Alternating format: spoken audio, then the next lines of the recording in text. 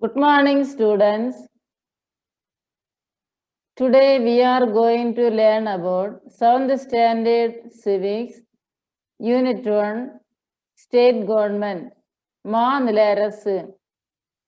Learning objectives, கற்றலின் நோக்கங்கள்.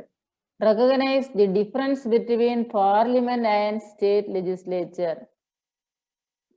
நாடாளுமன்றத்திற்கும் சட்டமன்றத்திற்கும் உள்ள வேறுபாடுகளை அறிந்து கொள்ளுதல்.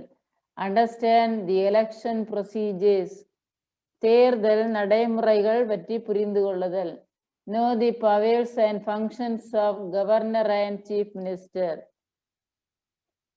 கவர்னர் சீஃப் மினிஸ்டர் ஆகியோருடைய பணிகளையும் அதிகாரங்களையும் அறிந்து கொள்ளுதல். Wonder how the government works. அரசாங்கத்தின் செயல்முறைகளை கண்டு பெருமிதம் கொள்ளுதல். Identify the three main organs of the government: the legislative, executive and judiciary. அரசின் மூன்று இன்றியமையாத பிரிவுகளான சட்டமன்றம், நிர்வாகத்துறை, நீதித்துறை ஆகியவற்றின் பணிகளை பற்றி அறிந்து கொள்ள முடியும். Teacher, good morning my dear students. Students, good morning teacher or sir. Teacher, after taking attendance, all are present today. Very good. Coming Monday, we have a function in our school. All should be present on that day without fail. ஆசிரியருக்கும் மாணவர்களுக்கும் இடையே ஒரு உரையாடல் நடக்கின்றது. வரும் திங்கட்கிழமை அன்று நம் பள்ளியில் விழா ஒன்று நடைபெற உள்ளது. அவ்விழாவில் நீங்கள் அனைவரும் கட்டாயமாக கலந்து கொள்ள வேண்டும் என்று டீச்சர் மாணவர்களிடம் கேட்டுக்கொள்கின்றார். Yogita, do we have any cultural program? Teacher, yes, we are going to open the new building of our school. Students, yeah, we are going to a new classroom. Muthu, who will be the chief guest? நம் பள்ளிக்கூட கட்டடம் புதிய கட்டடம் ஒன்றை திறக்க உள்ளோம். அந்த நிகழ்விற்கு சிறப்பினராக யார் வருவார் என்று முத்து கேட்கின்றார். Teacher, we have invited our MLA as the chief guest for the opening ceremony. ஆசிரியர் கூறுகின்றார், சிறப்பு விருந்தினராக நம்முடைய சட்டமன்ற உறுப்பினரை அழைக்க உள்ளோம் என்று. Rahim, MLA, I have heard, but I don't know who is he. சட்டமன்ற உறுப்பினர் ஐயா, இந்த பெயரை நான் கேள்விப்பட்டுள்ளேன், ஆனால் அவர் யார் என்று எனக்கு தெரியாது என்று ரஹீம் கூறுகின்றார். Teacher, MLAs are representatives of the people. He is one among us. He is the member of legislative assembly. சட்டமன்ற உறுப்பினர் சட்டப்பேரவைக்கு தேர்ந்தெடுக்கப்பட்ட மக்களின் பிரதிநிதிகளை சட்டமன்ற உறுப்பினர்கள் என்று நாம் அழைக்கின்றோம். அவர்களுள் ஒருவர் தான் நம் பள்ளி விழாவிற்கு வருகை தர உள்ளார் என்று ஆசிரியர் கூறுகின்றார். சரண், what is legislative assembly? Will you explain in detail? சட்டமன்ற பேரவையா? அப்படி என்றால் என்ன? எங்களுக்கு விளக்குங்கள் ஐயா. Teacher, sure. Showing pictures of Fort St. George, Assembly section, Chief Minister and other ministers. இந்த படங்களை பாருங்கள். ஜார்ஜ் கோட்டை, செக்ரட்டரியேட், சட்டமன்ற பேரவை, முதலமைச்சர், மற்ற அமைச்சர்கள் உள்ளிட்ட படங்களை ஆசிரியர் மாணவர்களுக்கு காட்டுகின்றார். Meena, what is that building? Where is it? It looks like a fort. ஐயா, அக்தி என்ன கட்டடம்? அக்தி எங்குள்ளது? Where is it? It looks like a fort. Fort என்றால் கோட்டை. அது பார்ப்பதற்கு கோட்டை போல் உள்ளதே. Teacher, yes, you are correct. It is a fort in Chennai. First English fortress in India. The fort currently houses the Tamil Nadu Legislative Assembly and the Secretariat of Tamil Nadu. இந்தியாவில் கட்டப்பட்ட முதல் கோட்டை. தற்போது இந்த கோட்டை புனித George கோட்டை என்று அழைக்கப்படுகிறது.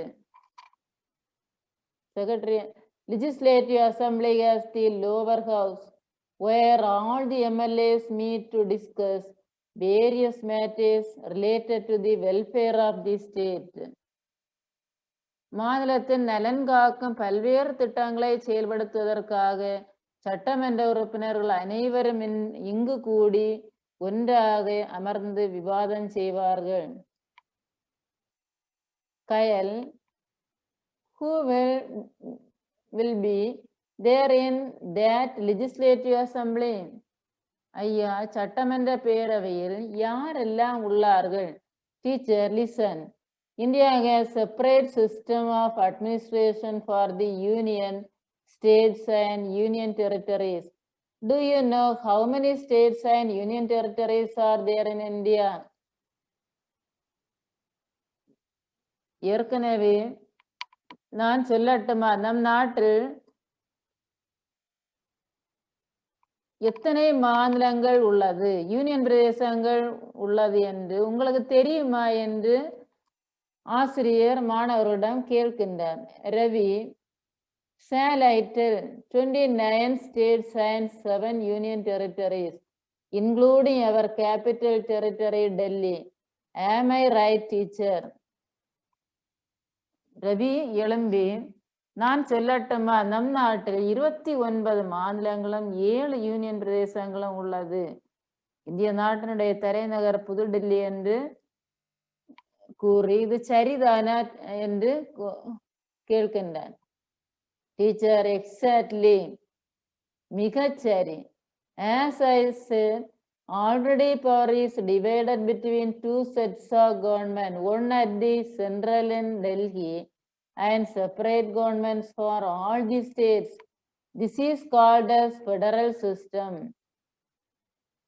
நான் ஏற்கனவே கூறியது போல இந்திய நாட்டில் 2 வகையான அரசாங்கங்கள் உண்டு. ஒன்று புதுடெல்லியை தலைமையிடமாக கொண்டு செயல்படும் மத்திய அரசு. India is a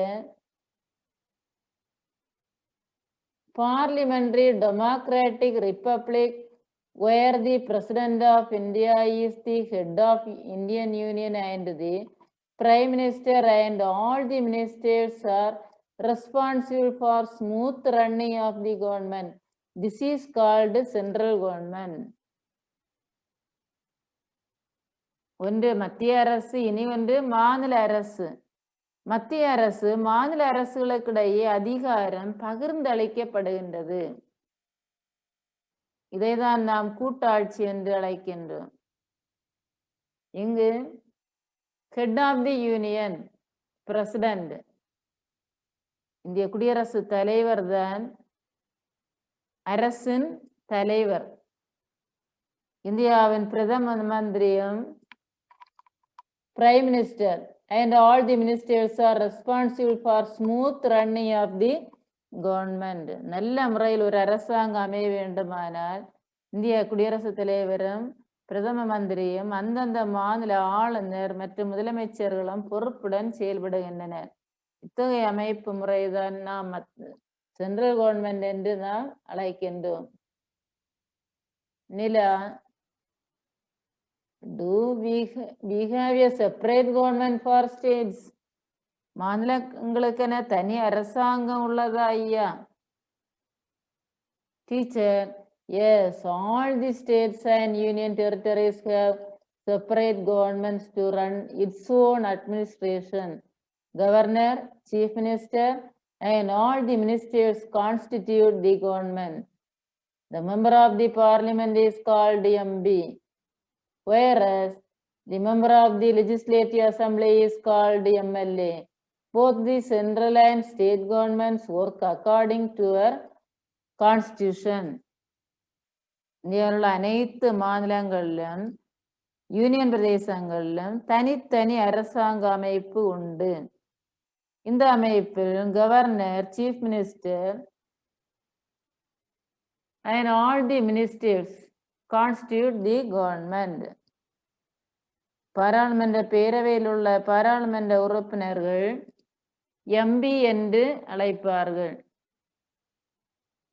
சட்டமன்ற பேரவையில் உள்ளவர்களை எம்எல்ஏ என்று அழைப்பார்கள்.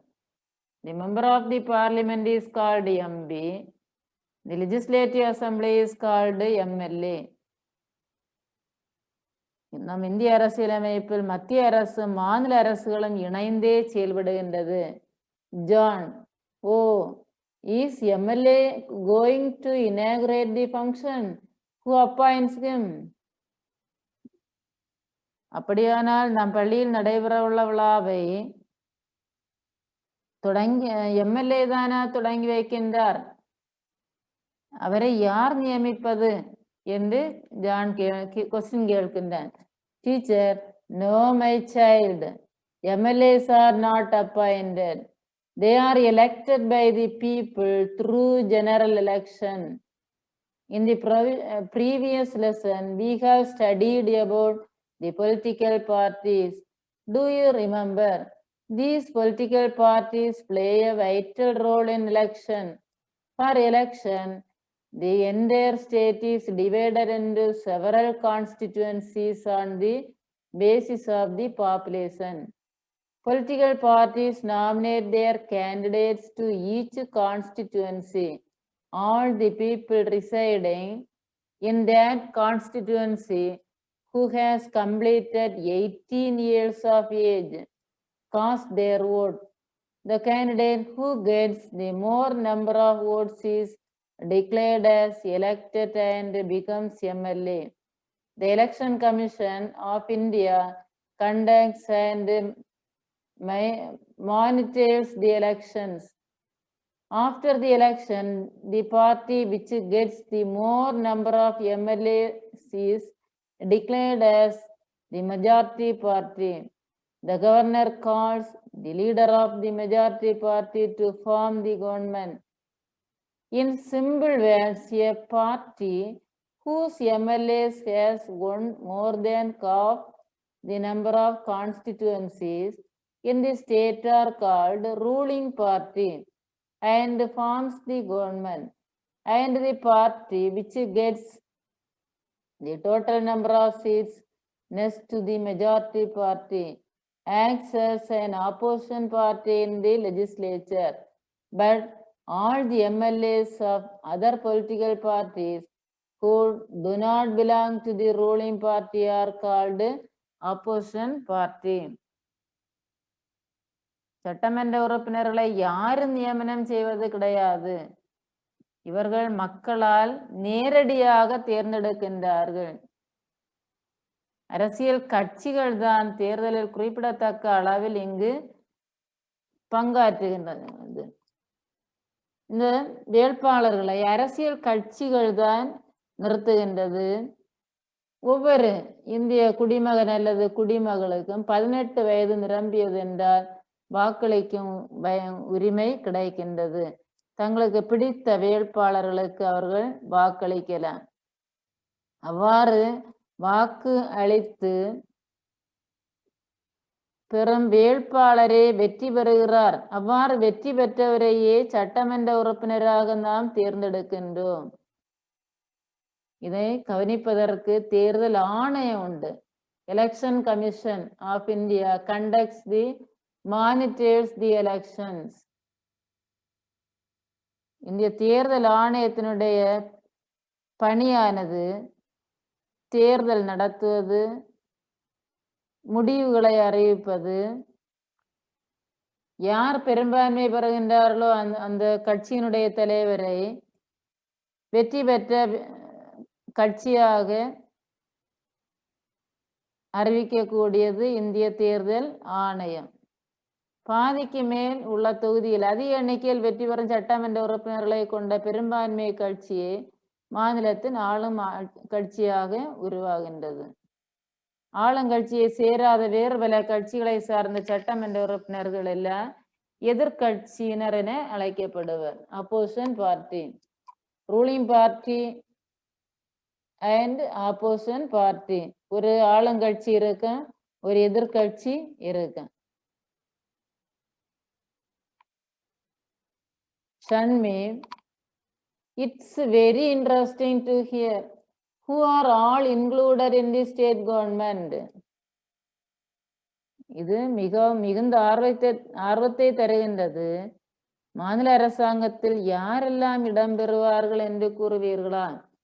Teacher, the governor, the chief minister, council of ministers.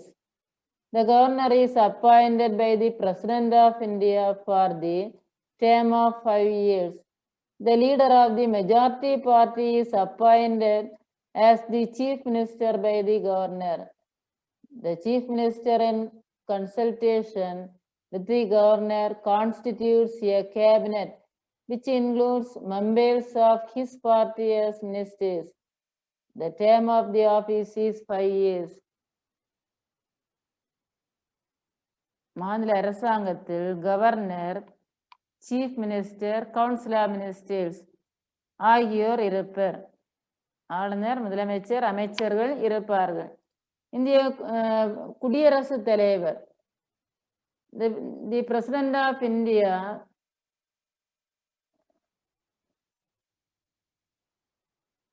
for the term of 5 years, 5 ஆண்டிற்கு ஒரு முறை குடியரசுத் தலைவர் ஆளுநரை நியமனம் செய்கின்றார்.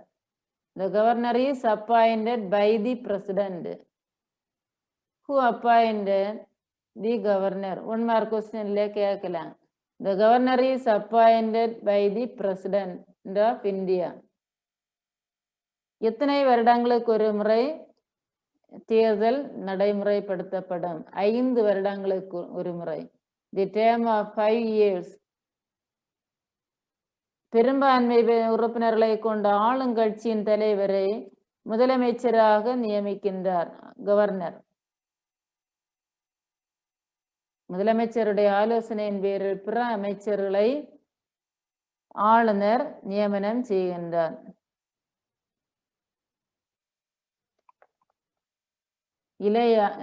Layya, teacher, shall I begin the governor or chief minister? நான் ஆளுநராகவோ முதலமைச்சராகவோ வர முடியுமா? Teacher, why not, my child? That is very simple, to become a governor. ஏன் முடியாது? நீங்களும் வரலாம். ஆளுநராக வர விரும்பினால் should be the citizen of India and should have completed 35 years age and should have sound mind and should not hold any public office of profit. இந்திய குடிமகனாக இருக்க வேண்டும். 35 வயது நிரம்பியவராக இருக்க வேண்டும். கவர்னராக வர வேண்டுமானால் 35 years of ஏஜ் வரையறை உண்டு. வாழ்வில் சிறந்த நிலையில் இருக்க வேண்டும். இந்த லாபம் ஈட்டும் எந்த விதமான ஒரு பணியிலும் ஈடுபட்டிருக்க கூடாது.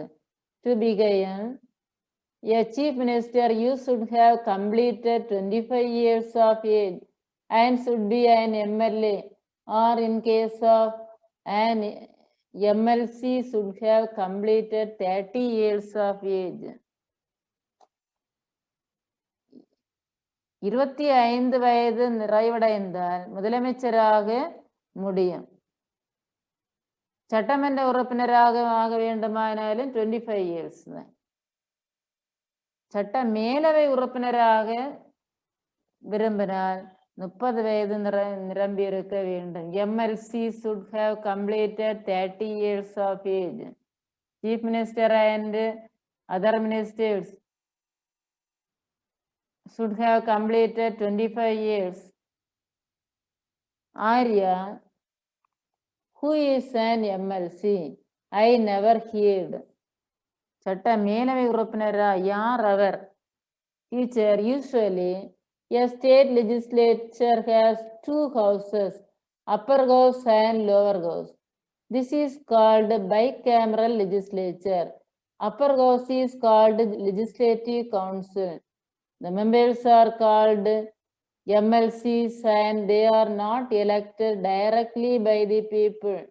The lower house is called Legislative Assembly. The members are called MLAs. As I said earlier, they are directly elected by the people. மாநில சட்டமன்றத்தில் சட்டசபையில் வழக்கமாக இரு அவைகள் உண்டு, lower house and upper house. ஒன்று மேலவை, மற்றொன்று கீழவை. ஈரவை சட்டமன்றம் என்று அழைக்கின்றோம். இதைதான் சட்டசபை என்றும் அழைப்பார். சட்டமன்ற மேலவை என்பது சட்டமன்ற சபை. மேலவை உறுப்பினர் இவர்கள் மக்களால் நேரடியாக தேர்ந்தெடுக்கின்றார்கள். They are elected directly by the people.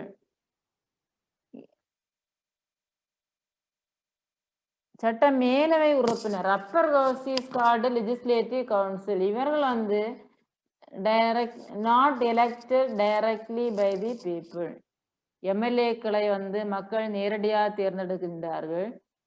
MLC சட்ட மேலவை உறுப்பினர்களை டைரக்டாக மக்கள் தேர்ந்தெடுப்பது கிடையாது.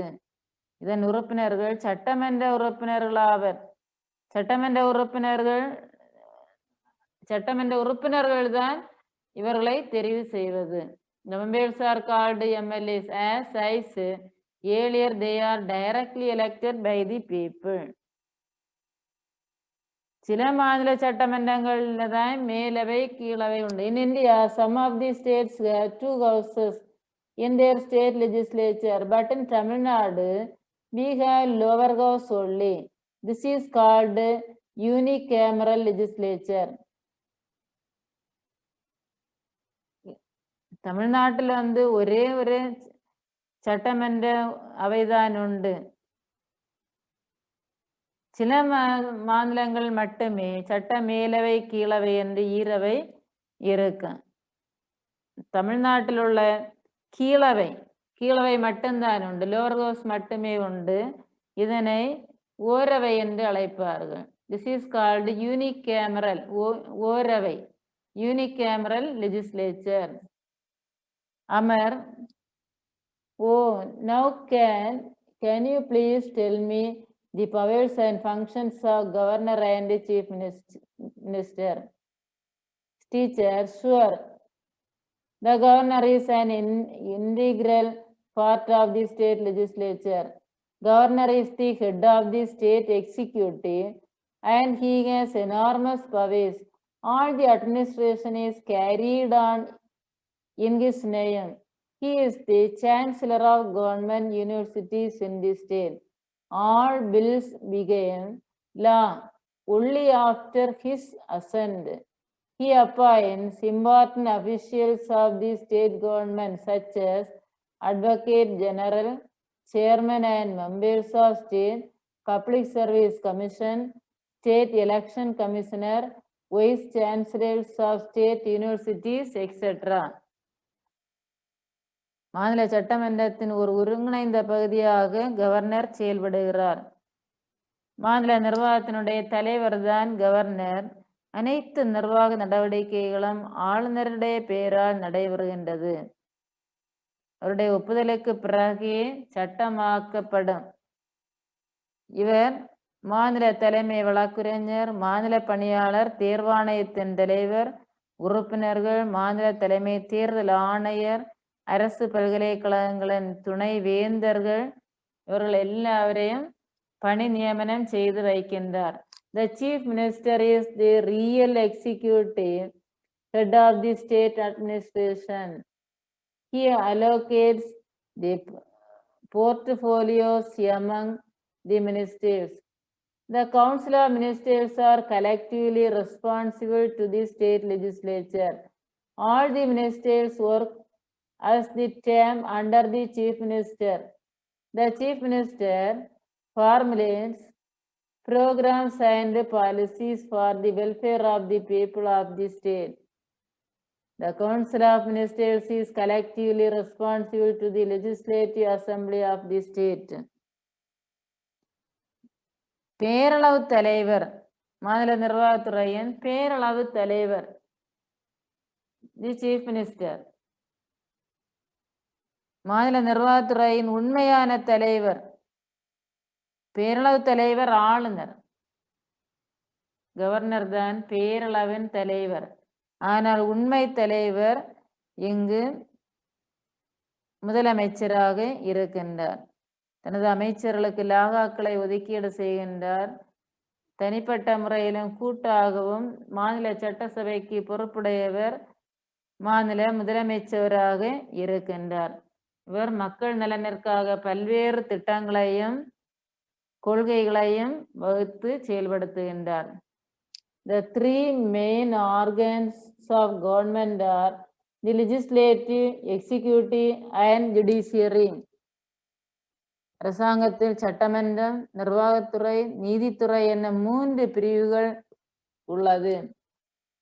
The legislative branch makes laws, the executive branch enforces the laws, and the judiciary interprets the laws. சட்டமன்றம் சட்டங்களை இயற்றுகின்றது. The legislative branch makes laws, சட்டங்களை ஏற்றுவது சட்டமன்றம். The executive branch enforces the laws. நிர்வாகத்துறை சட்டங்களை செயல்படுத்துகிறது. மூன்றாவது, the judiciary interprets the laws. நீதித்துறை சட்டங்களை நிலைநாட்டுகிறது. Nandu, judiciary, are you saying about the courts, teacher? நீதித்துறை என்று நீங்கள் குறிப்பிடுவது நீதிமன்றங்களா? Teacher, yes, the high courts are the highest judicial organ at the state level. It is an independent body. As per the constitution, there shall be a high court in each state. The state high court consists of a chief justice and other judges. The number of judges in the high court is not uniform and fixed. President appoints the chief justice and can hold the office until he completes the age of 62 years. Apart from high court, there are district courts and tribunals. They ensure justice to the people without any bias. Apart from this family, courts are established to settle the disputes relating to marriages and family affairs. மிகப்பெரிய நீதித்துறை அமைப்பாக இருப்பது உயர் நீதிமன்றம் மாநில அளவில். இவ்வமைப்பு சுதந்திர தன்மையுடன் செயல்படுகிறது. ஒவ்வொரு மாநிலத்திலும் ஓர் உயர் நீதிமன்றம் உண்டு. மாநில உயர் நீதிமன்றத்தில் ஒரு தலைமை நீதிபதியும் பிற நீதிபதிகளும் இருப்பார்கள். எல்லா மாநிலங்களிலும் நீதிபதிகளுடைய எண்ணிக்கை ஒரே அளவாக இருப்பதில்லை. குடியரசுத் தலைவர் தான், கவர்னர் தான். President appoints the chief justice and can hold the office until he completes the age of 62 years. குடியரசுத் தலைவரால் தலைமை நீதிபதி நியமிக்கப்படுகிறார். தலைமை நீதிபதி தமக்கு 62 வயது ஆகும் வரை அந்த பதவியில் இருப்பார். கேட்பாங்க, who appoints the chief justice? President appoints the chief justice.